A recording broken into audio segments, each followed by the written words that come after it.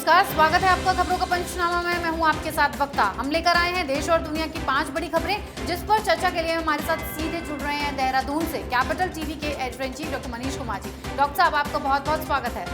धन्यवाद। सबसे पहले नजर डालते हैं आज की हेडलाइंस पर। ड्रग्स केस में बढ़ी आर्यन की मुश्किलें। अब 13 अक्टूबर को सेशन कोर्ट में होगी सुनवाई। एनसीबी पेश करेगी आर्यन के खिलाफ सबूत।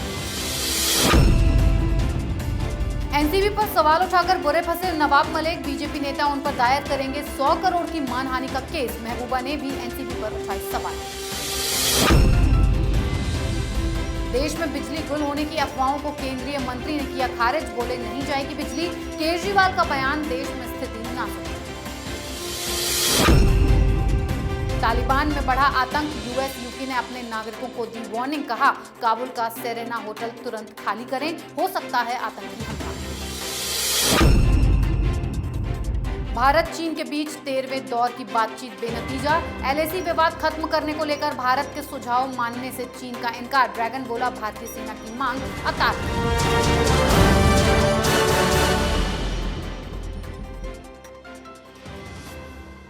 पहली खबर आर्यन केस पर। ड्रग्स केस में फंसे शाहरुख खान के बेटे आर्यन खान की मुश्किलें लगातार बढ़ती जा रही हैं, क्योंकि आज उनकी जमानत पर सुनवाई का समय बढ़ाकर सेशन कोर्ट ने 13 अक्टूबर कर दिया है, जिससे अगले 2 दिन और आर्यन को जेल में रहना पड़ेगा। दरअसल आज कोर्ट में अमित देसाई ने आर्यन की पैरवी की। कोर्ट में देसाई ने कहा कि इस केस में आर्यन एकमात्र शख्स हैं जिनके पास से कोई रिकवरी नहीं हुई है। देसाई की इस दलील के बाद एनसीबी ने कोर्ट में जवाब दाखिल करने के लिए समय मांगा। एनसीबी के वकील ने कहा कि देसाई ने जो तथ्य रखे हैं वो सही नहीं है। हम जांच के कागजात भी रिकॉर्ड में रखेंगे। मुझे कम से कम 2-3 दिन का समय दीजिए। जिसके बाद कोर्ट ने 13 अक्टूबर को जमानत पर सुनवाई का समय किया है।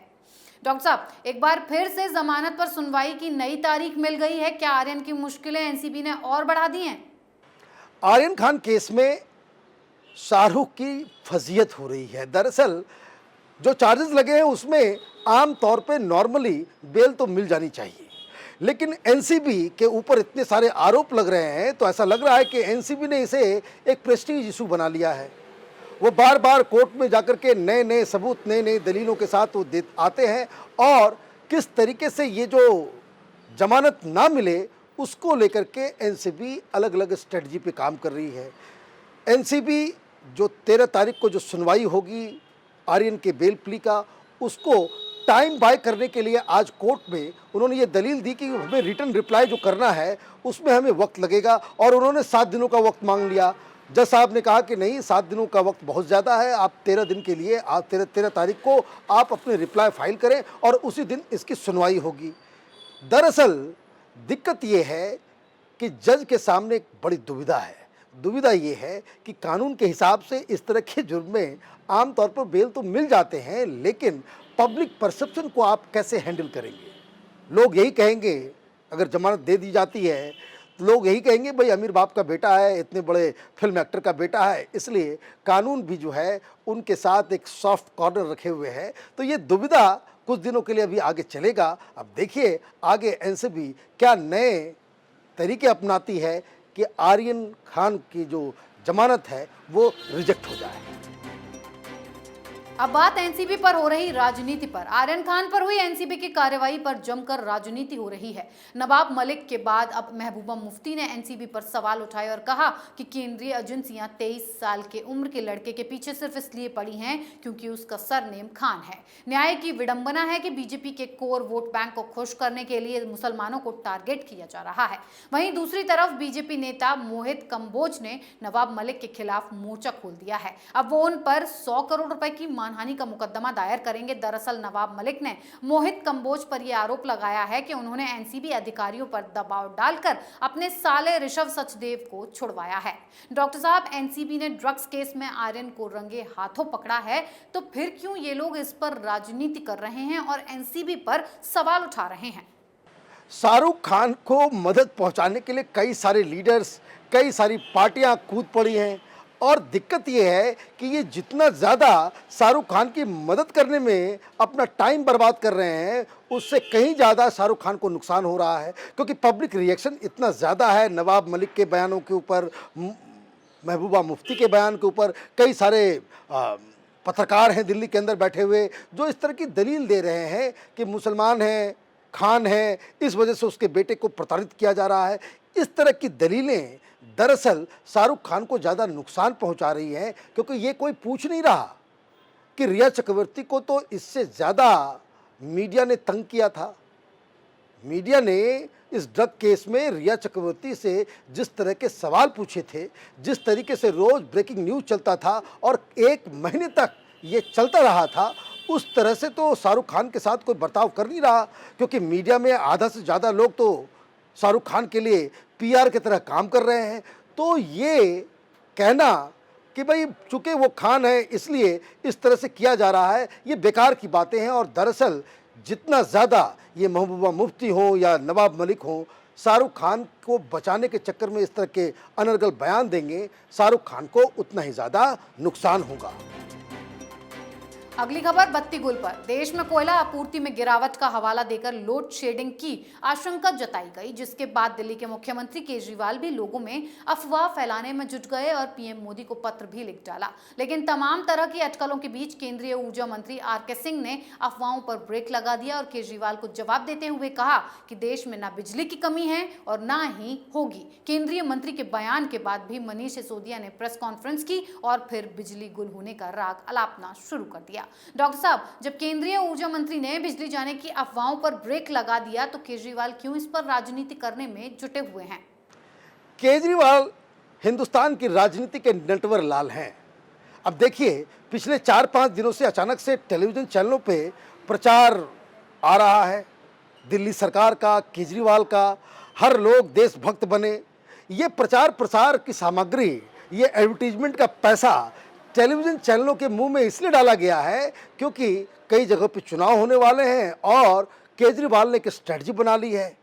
अचानक से इनको ध्यान आया कि भाई कोयला बस सिर्फ 4 दिनों के लिए ही बचा है, देश में हर जगह अंधकार छा जाएगा। अच्छा, 4 दिन में तो ज़्यादा टाइम लगेगा भी नहीं। 4 दिनों के बाद अगर अंधकार नहीं छाता है तो केजरीवाल से क्या मीडिया वाले ये पूछेंगे या फिर उसके एड्स चलाते रहेंगे? देखिए, समझने वाली बात ये है, दिक्कत चीन में है, दिक्कत वहाँ पे ब्लैकआउट हो रहा है चीन के अंदर, लेकिन ग्लोबल मीडिया, ये लेफ्ट लिबरल कबाल उस चीन से अपना ध्यान हटाने के लिए हिंदुस्तान में कोल क्राइसिस क्रिएट कर रहे हैं। क्राइसिस है नहीं, सरकार ने आज साफ साफ कह दिया। और अगर क्राइसिस है, पूरे देश में ब्लैकआउट अगर हो जाएगा तो 4 दिन में समय ही कितनी है। 4 दिन के बाद इस सारे एपिसोड का ये मनीष सिसोदिया और ये जो दिल्ली का चीफ मिनिस्टर है, इसने जो बयान दिए हैं, इसको देश की जनता भी एनालाइज करेगी। चौथी खबर एलएसी पर जारी विवाद पर। एलएसी पर चीन तनाव खत्म करने के मूड में नहीं है, इसीलिए भारत और चीन के बीच सैन्य कमांडर स्तर पर हुई 13वें दौर की बातचीत भी बेनतीजा रही। भारतीय सेना ने कहा कि हमने एलएसी से लगे इलाकों और दूसरे विवादित हिस्सों को लेकर कई रचनात्मक सुझाव दिए, लेकिन चीनी सेना इस पर सहमत नहीं हुई। इस वजह से 13वें दौर की बातचीत बिना किसी नतीजे के ही खत्म हो गई। बैठक में दोनों पक्षों के बीच बातचीत पूर्वी लद्दाख में एलएसी पर बने गतिरोध को खत्म करने पर केंद्रित रही, लेकिन चीन अपनी जिद पर अड़ा रहा, जिसका जवाब उसे भारत ने दिया। डॉक्टर साहब, एलएसी पर जारी विवाद को खत्म करने के बजाय चीन को बढ़ा रहा है। देखिए, चीन की स्ट्रेटजी बहुत ही साफ है, बातचीत करो लेकिन कोई एक्शन ना लो।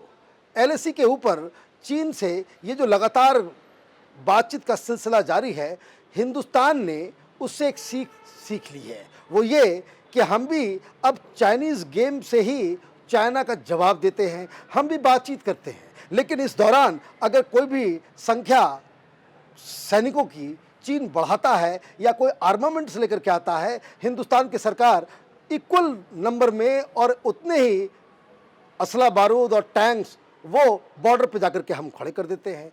दिक्कत ये है कि चीन भारत को वो परास्त नहीं कर पा रहा है। मैं आपको बता दूं, 12, 13, 14 3 दिनों के लिए फिर से quad countries US, Japan, Australia और हिंदुस्तान का मालाबार एक्सरसाइज होने वाला है, नेवल एक्सरसाइज होने वाला है।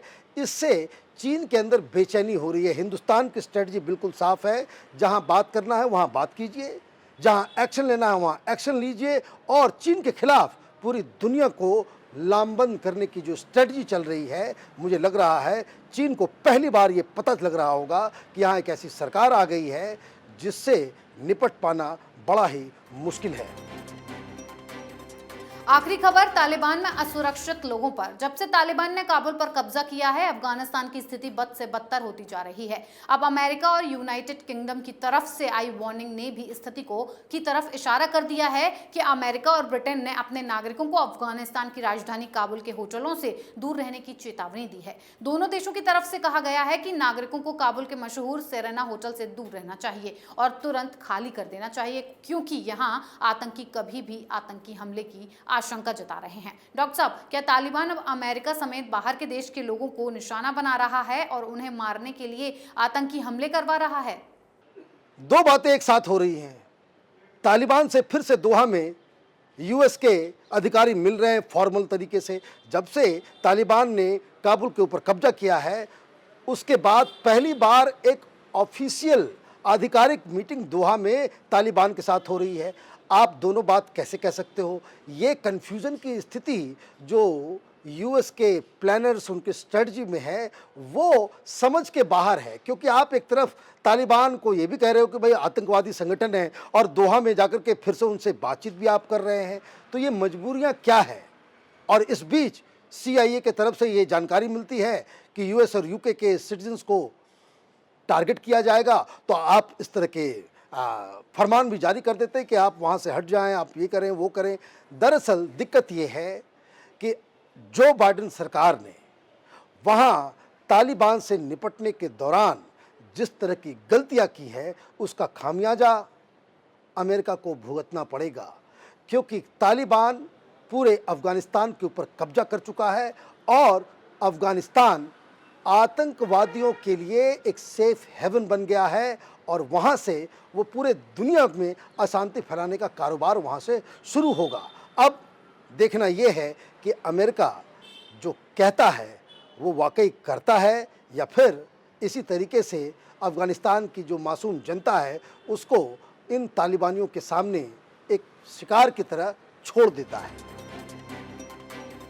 डॉक्टर साहब, आपका बहुत बहुत धन्यवाद हमारे साथ सीधा जुड़ने के लिए। धन्यवाद। खबरों का पंचनामा में आज के लिए इतना ही। देश विदेश की बाकी खबरों और उनके सटीक एनालिसिस के लिए देखते रहिए कैपिटल टीवी। हमें लाइक कीजिए, शेयर कीजिए और कैपिटल टीवी को सब्सक्राइब कीजिए। नमस्कार।